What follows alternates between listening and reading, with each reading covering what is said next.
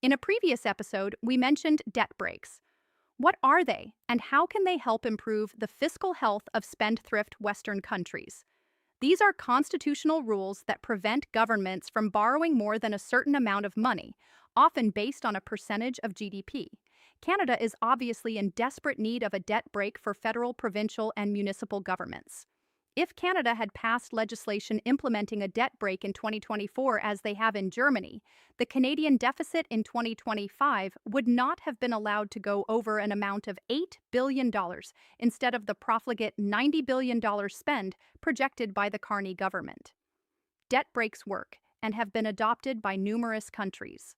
In Germany, the debt break, Schuldenbremse, is a rule that was first introduced in 2009 by the first Merkel cabinet that restricted federal budget deficits to 0.35% of GDP and was recently modified to apply to the budgets of all 16 German states.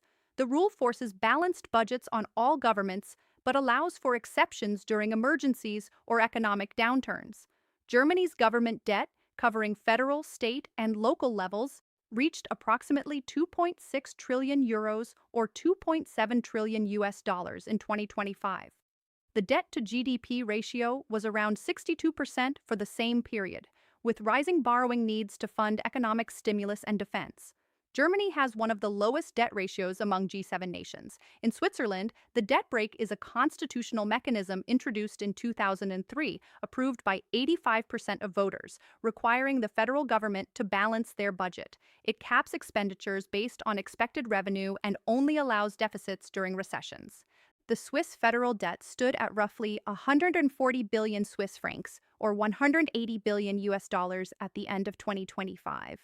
The debt to GDP ratio was around 16% for the same period, with total general government debt, including cantons, communes, projected to be around 25% of GDP. Following the 2012 fiscal compact, most EU member states incorporated debt breaks or strict deficit ceilings into their national legislation.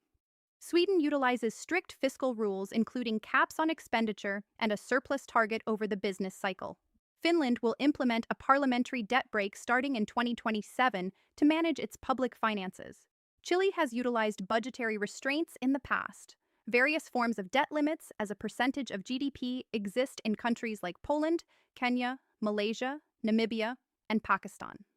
The debt breaks in these countries seem to work fine. While Canada has a debt to GDP of 110% similar to France and the UK, many countries appear to better control their expenditures. Mexico at 49%, New Zealand at 45%, Chile at 41%, Sweden at 34%, Denmark at 31%, and Australia at 43%. We might ask ourselves why Canada, which has benefited from the greatest trade deal with the US for decades, has failed to reduce its debt and has quite simply lost control of its finances. Who holds our debt?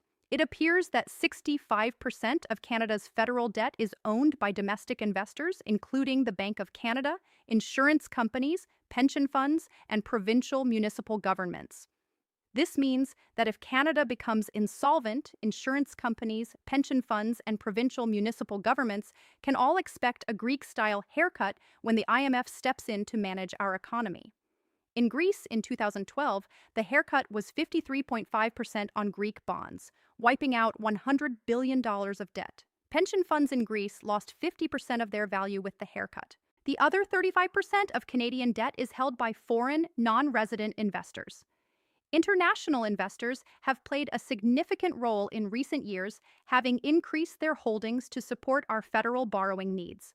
Today, they own $512 billion, around 36% of our total outstanding debt.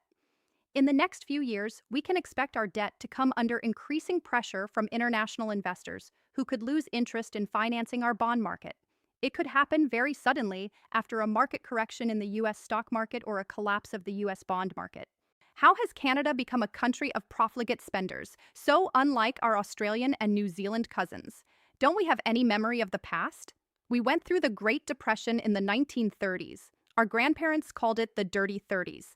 People struggled to put food on the table. There were high rates of unemployment and poverty, drastic reductions in industrial production and international trade, and widespread bank and business failures around the world.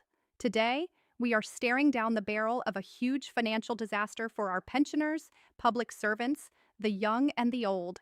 It is our grandchildren who will struggle through 20 years of financial misery to set things right.